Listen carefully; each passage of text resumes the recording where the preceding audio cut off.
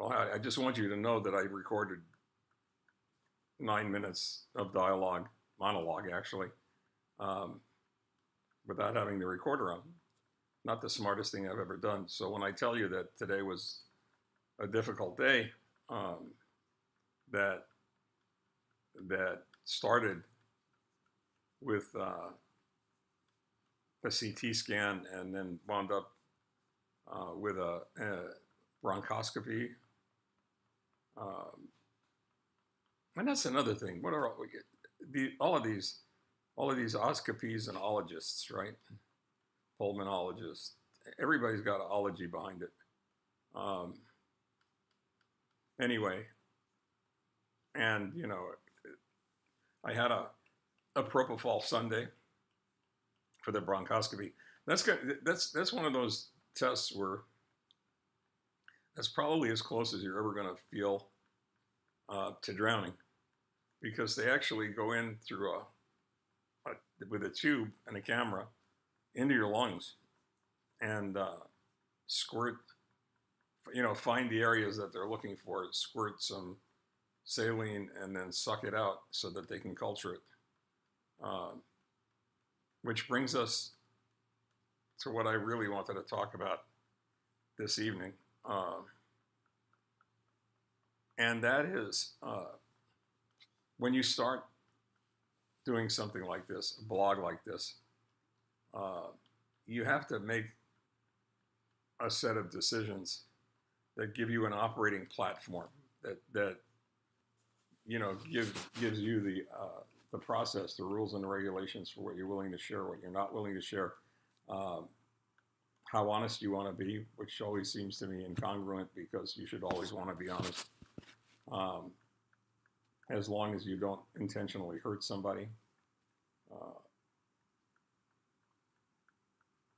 But when Leslie and I went into, when we considered the idea of a stem cell bone marrow transplant,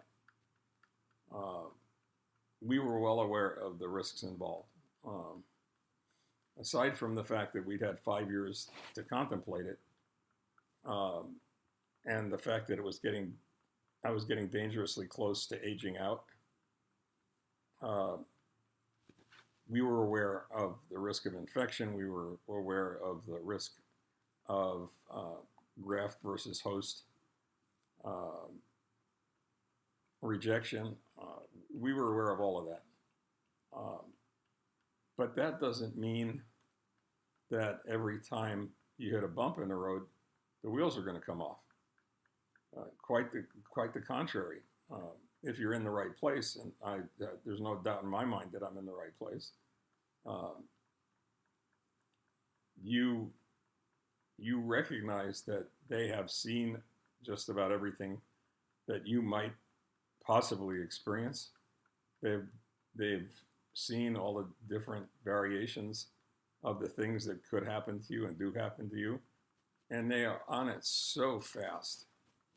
I don't think there's anything that could conceivably go longer than 4 hours without somebody being on top of whatever is happening. So I had a fever yesterday. The fever was the result of something. We don't even know what.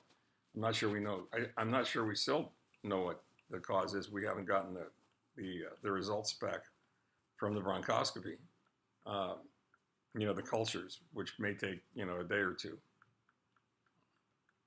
But just because something can happen, just because it's pretty certain that something will happen, doesn't mean that you can't deal with it for what it is.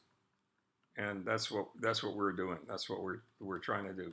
You can't approach something like this without being optimistic, without being mentally.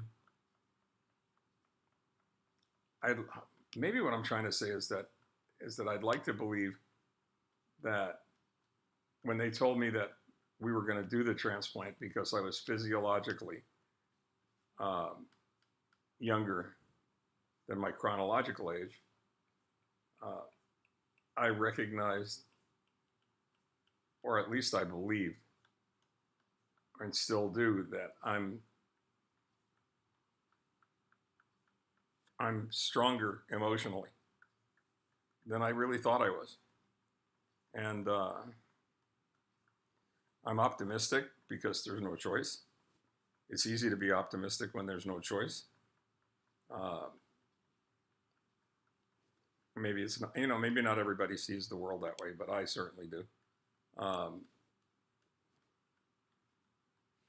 I know that we're going to get through this.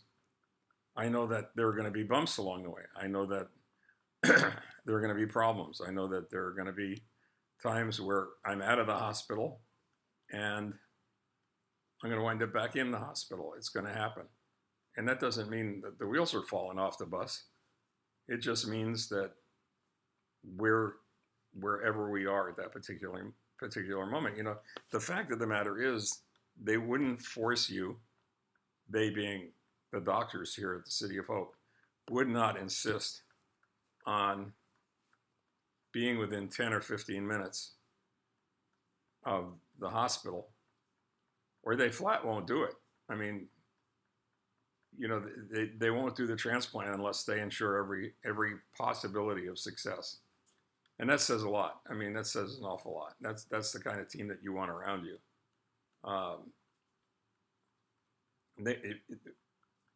The reason that you have to be so close is because shit happens. And you're going to wind up having to go ahead and deal with whatever shit that is. Not pleasant, not easy, not fun, but it is. And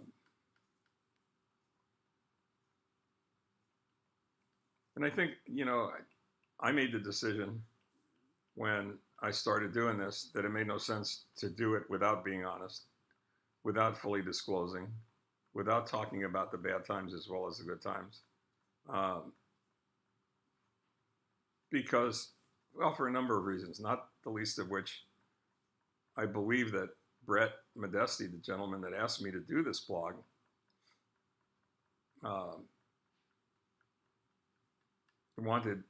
really wanted nothing less. And in thinking about it, before I said yes, I really thought about what that meant, and the fact that this blog, and I'm not demented. I have no illusions of uphill at surprise here, but I do believe that it's possible that at least parts of what we're doing here in the blog, talking about the experience, could possibly help somebody else. And even if it's only help them understand what they're getting into, and what a joy the chemo is. And I'm not even whining about that, because I know people that have gone through round after round of repetitive chemo, so I got nothing to bitch about. I just think that it's important that in the interest of full disclosure, we talk about the fact that this is real, and what it's all about, and what it feels like, and what it seems like. And with that, after surviving today, the poking and the prodding and being picked and sticked and x-rayed and CT scanned and bronchoscopied and whatever, I am going to say goodnight. But first, I'd like to wish everyone a happy Passover and a meaningful, spiritually rewarding Easter. Okay, guys, good night.